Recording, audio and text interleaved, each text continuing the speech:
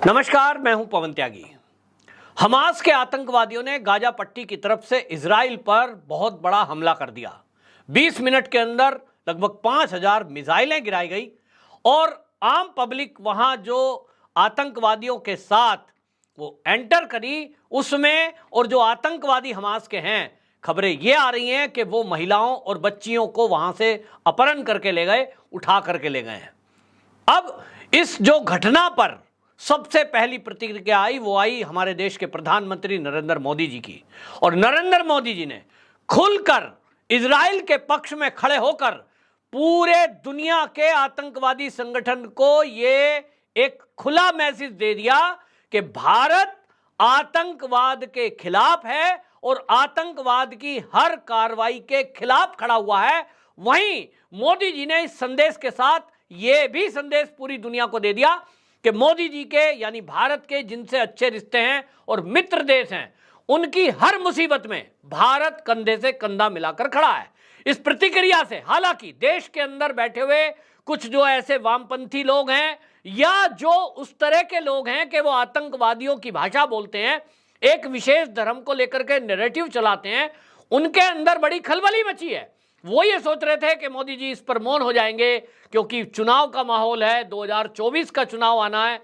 लेकिन मोदी जी ने इन सबको धता बताते हुए जो बयान जारी किया है वो अपने आप में बता रहा है कि आतंकवाद पर जो भारत की पॉलिसी है जीरो टॉलरेंस की, और जिस बात को लेकर के G20 समिट से लेकर यूएन की मीटिंग तक में भारत की तरफ से बार बार कहा जाता था कि आतंकवाद का एक ही तरीका है, एक ही रूप है, आतंकवाद। बैड आतंकवाद, गुड आतंकवाद करके जो डेफिनेशन देते हैं ये कई दुनिया के देश, वो एक भ्रम पैदा करना चाहते हैं और भारत पूरी दुनिया को ये समझाना चाहता है। हर मंच पर भारत ने समझाया है। मोदी जी भी जहां इंटरनेशनल प्लेटफॉर्म पर गए हमेशा ये कहा है कि आतंकवाद को मिटाने के लिए पूरी दुनिया को एक साथ खड़ा होना पड़ेगा, चाहे दुनिया के जो भी देश शांति चाहते हो, विकास चाहते हो, ये आतंकवाद पर प्रहार एक साथ मिलकर करना पड़ेगा। हमने देखा कि जब भी भारत पाकिस्तान के मुद्दे उठाता था कि कश्मीर में पाकिस्तान ने आतंकवाद फैलाया हुआ है, हमारे देश के अंदर जगह जगह विस्फोट होते थे। जब भी पाकिस्तान को एक्सपोज करने की बारी आई, दुनिया के कई देश कहते थे अरे साहब ये तो आपका अंदरूनी मामला है। कोई लोग कहते थे कि देखिए ये तो जो है अब आतंकवादी हमला कर रहे हैं, तो ये तो देखिए पाकिस्तान भी इससे परेशान है, इसमें पाकिस्तान का क्या रोल है।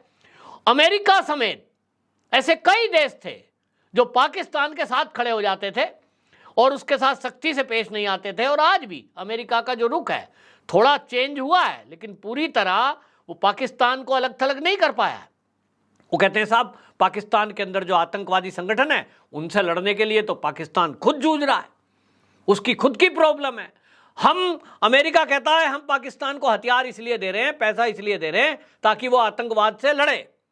माने जो पाकिस्तान का सच है उसको उजागर नहीं होने दिया गया। भारत की बात पर हमेशा टालम टोल किया गया और आज वही देश, आज दुनिया पाकिस्तान की भाषा को समझ रहे हैं, पाकिस्तान के षड्यंत्र को समझ रहे हैं। और आज समझ में आ रहा है कि अगर दुनिया में आतंकवाद फैला है, कहीं कट्टरवाद फैला है, तो उसकी जड़ में पाकिस्तान है। तो आज कुछ बंदिशें लगी हैं, लेकिन अभी बहुत कुछ होना बाकी है। मोदी जी ने कहा देखिए इजराइल पर आतंकवादी हमले से मैं काफी आहत हूं, हमारी प्रार्थनाएं और संवेदनाएं निर्दोष पीड़ित और उनके परिवारों के साथ हैं। इस कठिन परिस्थिति में हम इजराइल के साथ पूरी मजबूती के साथ, एकजुटता के साथ खड़े हैं। सीधा संदेश है, भारत इजराइल के साथ है क्योंकि इजराइल हमेशा भारत के साथ है। और इसी कड़ी नीति से आपने देखा कि जब यूक्रेन और रूस का युद्ध छिड़ा उस समय पूरी दुनिया ने ताकत लगा ली, अमेरिका ने, चीन ने, ऑस्ट्रेलिया ने, ये सब ताकत लगा रहे थे मिलकर के कि मोदी जी, भारत सरकार रूस के विरुद्ध बयान दे, रूस पर जो वहां प्रतिबंध दुनिया के कई देशों ने लगाए हैं, नाटो देशों ने लगाए हैं, उसमें उनका साथ दे। लेकिन मोदी जी का स्टैंड क्लियर था कि हमारा जो दोस्त है, जिनसे हमारा काम पड़ा और उन्होंने हमारे लिए हमेशा हमारी मदद की, हम उनके साथ रहेंगे। अच्छा हो या बुरा हो। और यूक्रेन युद्ध में मोदी जी ने स्पष्ट कर दिया, यूक्रेन को भी बता दिया, हम तुम्हारे भी विरोध में नहीं हैं। हम ऐसा नहीं है कि हम रूस के साथ खड़े हैं तो हम तुम्हारे मारने के लिए हम रूस को जो है कोई हथियार दे रहे हैं, गोला बारूद दे रहे हैं, ये भी हम नहीं करेंगे, क्योंकि हमारे लिए आप भी उतने ही बेटर हो। लेकिन जितने रिश्ते हमारे आपसे प्रगाढ़ हैं, उससे कहीं ज्यादा पुराना रिश्ता हमारा रूस से है। और इसलिए रूस की मदद बेशक हम कुछ गोला बारूद देकर नहीं करेंगे, लेकिन हम उससे व्यापार करेंगे, हमारा पुराना साथी है। और पूरी दुनिया के विरोध के बावजूद, अमेरिका की हैंकड़ी के बावजूद भारत ने रूस से कच्चा तेल मंगाया, सामान मंगाया, दुनिया के देशों को बता दिया कि आप अब हमें कानून मत दिखाओ, कानून है, उस कानून के तहत हम काम कर रहे हैं। और ये जो स्टैंड है, आज आप देखें G20 समिट में जिस तरह से दुनिया की महाशक्तियां मोदी जी के पीछे खड़ी थी, आतंकवाद के मुद्दे पर भी आज नहीं तो कल जो मोदी जी कहते थे उस बात को मानना पड़ेगा, दुनिया को मानना पड़ेगा कि भारत जिस पीड़ा को झेल रहा है, जो यहां आतंकवादी कार्रवाइयां हुई हैं, उसको खत्म करने के लिए किन्हीं ने पोषित किया है, उन शक्तियों को अब अलग थलग करने का समय है, चाहे वो चीन हो फिर चाहे वो अमेरिका हो। हालांकि अमेरिका अब इस मुद्दे पर जैसा हम देख रहे हैं, चाहे तो जो बाइडेन हैं उनके रिश्ते बहुत अच्छे हो गए हैं, और इसके कारण से जो बाइडेन को मोदी जी जो भी बात बोल रहे हैं वो हर बात उस आतंकवाद को खत्म करने के लिए करते हैं। लेकिन जैसा हम जानते हैं अमेरिका की पॉलिसी क्या है, वो ऐसा ही स्टैंड करता है, मानवाधिकार फलाने चीजें बाकी चीज लेकर के। और कनाडा की जो अभी स्थिति हाल ही हमने देखी, खालिस्तानी मूवमेंट को हमने देखा, उस पर भी वो बीच का रास्ता अपनाता है, एक तरफा नहीं कि भाई खालिस्तानी है, एक आतंकवादी है, और ये जो आतंकवाद है भारत में डिस्टरबेंस पैदा करना चाहते हैं, तो इनका विरोध पूरी दुनिया को उसी तरह ताकत से मिलकर करना चाहिए जैसा कि आप आईएसआई का करते हैं, आईएसआईएस का, जिस तरह से हमास के विरोध में आप बयानबाजी कर रहे हैं। तो ऐसे ही समझने की आवश्यकता है कि अलकायदा हो या लश्कर तैयबा, उसकी जड़ पाकिस्तान में है, और जब तक पाकिस्तान पर प्रहार नहीं होगा, पाकिस्तान पर कड़े प्रतिबंध नहीं लगेंगे, पाकिस्तान का जब तक मिलकर के दुनिया के देश जो विकास पसंद है और जो आतंकवाद को समाप्ति करना चाहते हैं, मिलकर के पाकिस्तान का इलाज नहीं करेंगे, ये इलाज होना नहीं है। क्योंकि दुनिया में कुछ देश अभी ऐसे हैं जो एक विशेष धर्म के नाम पर लोगों को भटकाकर हथियारें सौंपकर और उनको किसी भी देश के विरुद्ध लड़ा देते हैं, अपना हेतु सिद्ध करते हैं। अब इजराइल से जो खबरें आ रही हैं, जो तस्वीरें आ रही हैं, मुझे नहीं पता कि उसमें कितनी सच्चाई है, लेकिन कई मीडिया चैनलों ने इसको बताया है कि छोटी छोटी बच्चियों का, इजराइल की बच्चियों का अपहरण करके ले गए, एक विशेष धर्म का नारा लगाया और बच्चियों को उठाते हुए ले जा रहे हैं, खींचती, चीखती, चिल्लाती, छोटी छोटी 5-5, 6-6 साल की, 10 साल की बच्चियों को। और जब उनसे कहते हैं छोड़ दो, बच्चे हैं, तो वो कहते हैं नहीं, ये तो लिखा है कि भाई ये जो काफिर हैं इनके खिलाफ हम कुछ भी करें, ऐसा इनका माल लूटने का हमारा अधिकार है। उसको माल बता रहे हैं, बच्चों को सामान ले जा रहे हैं, घरों में घुसे हुए हैं, ये हाल है। और आज हालांकि आपको बता दूं, ये जो हमला हुआ है, प्रधानमंत्री जो इजराइल के हैं बेंजामिन नेतन्याहू, उन्होंने साफ साफ कह दिया है कि हम छोड़ेंगे नहीं, और वो करेंगे भी।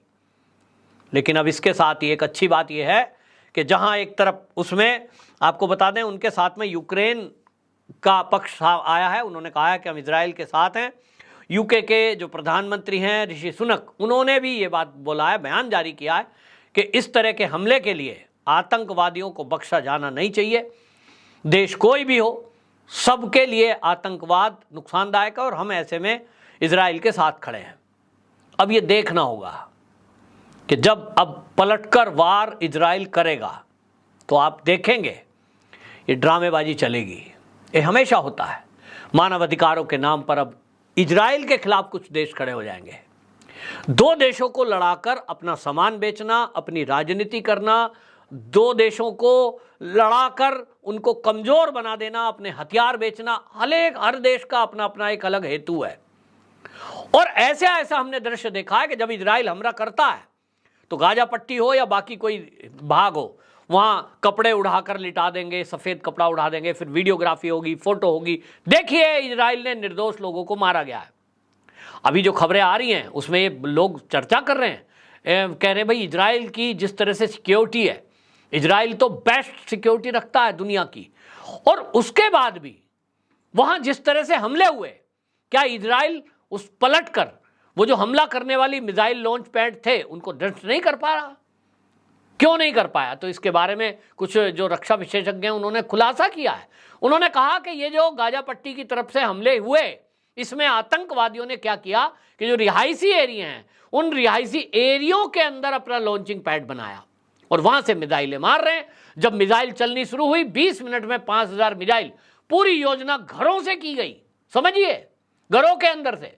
और जैसे ही इजराइल ने इनको ट्रैक किया तो क्या पता दिखता है उन्हें कि यहां तो रेजिडेंस एरिया है।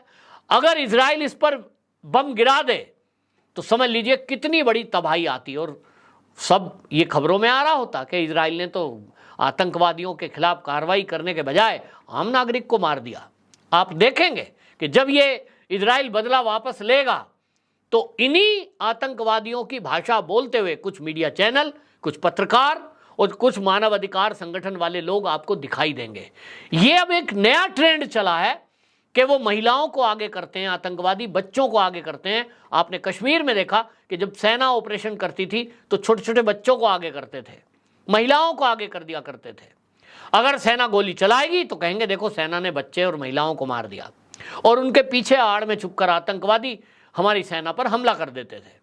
सीए के प्रोटेस्ट में हमने देखा इसी प्रयोग को अपनाया गया। महिलाओं को आगे धरने पर बिठाया गया, बच्चों को बिठाया गया और पुरुष जो थे वो पीछे हो गए। पूरा षड्यंत्र, पूरी योजना बनाना, पैसे उगाना और उसकी फंडिंग करना, उस काम में आदमी लगे थे। आगे महिलाओं और बच्चों को बिठाया गया और दिल्ली के भजनपुरा एरिया में तो उन्हीं महिलाओं ने उठाकर एक पुलिस के आईपीएस अधिकारी को रेलिंग पे मार दिया था, जिसके कारण वो आईसीयू में एडमिट हुए थे, बहुत गंभीर चोट लगी। यानी पूरी ट्रेंड महिलाएं हैं। उनको पहले इस बात की ट्रेनिंग दी जाती है कि आपको किस तरह से दंगा फसाद फैलाना है, किस तरह से अपने जो दंगा करने वाले हैं उनको प्रोटेक्ट करना है, और किस तरह से आतंकवादी के खिलाफ जब पुलिस या कोई सेना कार्रवाई करे तो उनको प्रोटेक्ट कैसे करना है, वो पूरी शील्ड कैसे बनना है, ये सब ट्रेनिंग दी जाती है। और इसलिए ये समझने की आवश्यकता है, भारत में भी इस प्रयोग को करने की कोशिश की जा रही है, जगह जगह हमने देखा है। तो अब ये जो ट्रेंड है, भारत जो पहले से कहता आया, और खासतौर पे मोदी जी सरकार में जब से आए हैं 2014 से, वो तो मजबूती के साथ दुनिया के प्लेटफॉर्म पर इस बात को कहते हुए आए हैं कि आतंकवाद के खात्मे के लिए सबको एकजुट होना पड़ेगा और पाकिस्तान को खत्म किए बिना पूरी दुनिया से आतंकवाद को खत्म नहीं किया जा सकता। ये बात अब शायद दुनिया को समझ में आ जाए। इस घटना का अंजाम तो निश्चित रूप से अब देखने लायक ये होगा कि अब किसका पलड़ा भारी बैठता है, लेकिन पूरी दुनिया में इस तरह के आतंकवादी घटनाएं हो रही हैं। सुना तो यह भी गया है कि पाकिस्तान में भी एक धमाका हुआ है, उसकी लीक खबरें नहीं हुई हैं क्योंकि वहां पाकिस्तान है, पत्रकार कोई खबर लीक कर नहीं सकता। लेकिन कुछ ना कुछ गड़बड़, कुछ ना कुछ षड्यंत्र ये चारों तरफ से चल रहा है।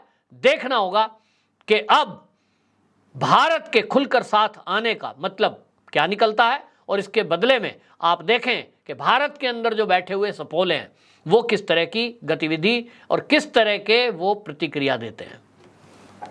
वंदे मातरम।